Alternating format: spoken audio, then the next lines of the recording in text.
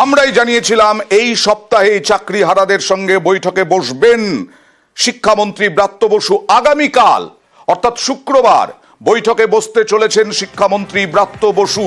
চাকরিহারাদের সঙ্গে কথা বলবো, প্রতিনিধি সোমরাজের সঙ্গে কথা বলবো।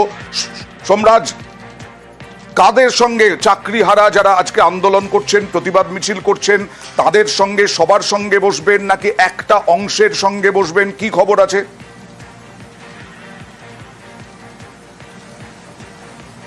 দেখো, চাকরি হারাদের তরফে কারা যাবেন সেটা অবশ্যই তারা সিদ্ধান্ত নেবেন, কিন্তু এখনো পর্যন্ত যাদের চাকরি বাতিল হয়েছে অর্থাৎ যারা আন্দোলনের প্রথম পর্যায়ে আছেন, যাদের নেতৃত্বে আন্দোলন চলছে, তাদের সঙ্গে যেটা কথা হয়েছে আমার, তারা সিদ্ধান্ত নেবেন যে আগামীকাল কতজনের প্রতিনিধি দলকে শিক্ষামন্ত্রীর বৈঠকে পাঠাবেন। আচ্ছা, আগামীকাল দুপুর 2টো থেকে বৈঠক হবে বলে এখনো পর্যন্ত ঠিক রয়েছে, যেটা সূত্র মারফত জানা যাচ্ছে। এবং সেই বৈঠকে মধ্যশিক্ষা পর্ষদের সভাপতি রামানুজ গঙ্গোপাধ্যায়, স্কুল সার্ভিস কমিশনের চেয়ারম্যান সিদ্ধার্থ মজুমদার সহ একাধিক আধিকারিকরা থাকবেন। নবান্নের তরফেও আধিকারিকরা থাকবেন বলেও সূত্র মারফত জানা যাচ্ছে। এবং আগামীকালকের বৈঠকে যেটা এখনো পর্যন্ত ঠিক রয়েছে, যারা চাকরি হারা অর্থাৎ যে প্রায় 26,000 শিক্ষক ও শিক্ষাকর্মীর চাকরি বাতিল হয়েছে, তাদের তরফে যে প্রতিনিধি দল যাবে তাদের সামনে তুলে ধরা হবে যে এখনো পর্যন্ত রাজ্যের তরফে কি কি পদক্ষেপ নেওয়া হচ্ছে। এবং গোটাটাই হবে ইন্টারনাল মিটিং, অর্থাৎ এই মিটিং এ যে আলোচ্য বিষয়বস্তু হবে সেটা অত্যন্ত গোপনীয় ভাবে হবে, অর্থাৎ যাতে গোপন থাকে সেই বিষয়ও মাথায় রাখছে রাজ্য। এবং আগামীকালকের যে বৈঠকটি হবে সেই বৈঠকে এদের অর্থাৎ চাকরি হারাদের সামনে এখনো পর্যন্ত রাজ্য কি কি করছে বা আগামী দিনে কি কি পরিকল্পনা রয়েছে, কি কি ড্রাফট করছে রাজ্য, এবং রিভিউ পিটিশন যে করবে সেক্ষেত্রে স্কুল সার্ভিস কমিশন কবে রিভিউ পিটিশনের জন্য যাবে, কি কি পদক্ষেপ করতে চলেছে সেই বিষয়টি তুলে ধরা হবে চাকরি হারাদের সামনে।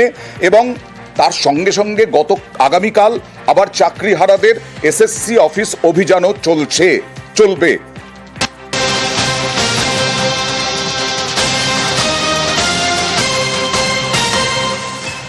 আর এবার এই যে চাকরিহারা, তারা কি বেতন পাবেন?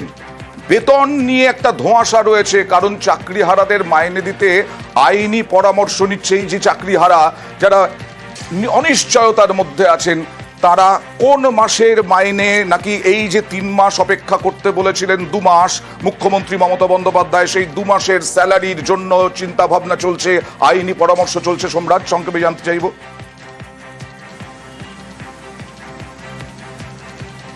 দেখো, এই যে চাকরি বাতিল হয়েছে যাদের প্রায় 26,000 শিক্ষক ও শিক্ষাকর্মী, তারা এপ্রিল মাসের বেতন পাবেন নাকি সেই বিষয়ে আইনি মতামত নিচ্ছে রাজ্য। তুমি জানো যে এখন সরকারি কর্মচারীদের মাস পয়লা বেতন হয়, অর্থাৎ মাসের প্রথম দিন বা অনেক ক্ষেত্রে তার আগের দিনই স্যালারি দিয়ে দেওয়া হয় রাজ্য সরকারের তরফে। এক্ষেত্রে রাজ্য সরকারের কাছে একটা নির্দিষ্ট টাইম লাইন থাকে, যে টাইম লাইনের মধ্যে ট্রেজারিতে রাজ্য সরকারকে টাকা পাঠাতে হয়। কিন্তু এক্ষেত্রে গতকাল থেকেই যে পোর্টাল চালু করা হয়েছে শিক্ষক এবং শিক্ষাকর্মীদের জন্য স্যালারির ডিটেলস আপলোড করতে, সেক্ষেত্রে বাতিল হওয়া শিক্ষক ও শিক্ষাকর্মীদের নাম রয়েছে, কিন্তু তারা বেতন পাবেন নাকি এই নিয়ে আইনি মতামত নিচ্ছে রাজ্য। স্কুল শিক্ষা দপ্তরের আশঙ্কা, এই অবস্থায় বেতন দিলে court of contempt of court হতে পারে। কিন্তু নবান্নের আধিকারিকরা বলছেন যেহেতু একটা আইনি প্রসেসের মধ্যে গোটা বিষয়টি রয়েছে, তাই বেতন দিতে কোনো আইনগত বাধা নেই। কিন্তু গোটা বিষয়টি নিয়ে আলোচনা করতেই বা চূড়ান্ত সিদ্ধান্তে পৌঁছানোর আগেই রাজ্যের লিগাল সেকশনের থেকে মতামত নিচ্ছে রাজ্য। আর অন্যদিকে 4% যে মহার্ঘ ভাতা বাড়ানোরও সিদ্ধান্ত নেওয়া হয়েছে, সেই 4% মহার্ঘ ভাতা পাবেন নাকি তা নিয়েও আইনি মতামত। একদম আমরাও চাই এই বেতন নিয়ে সমস্যার দ্রুত সমাধান হোক।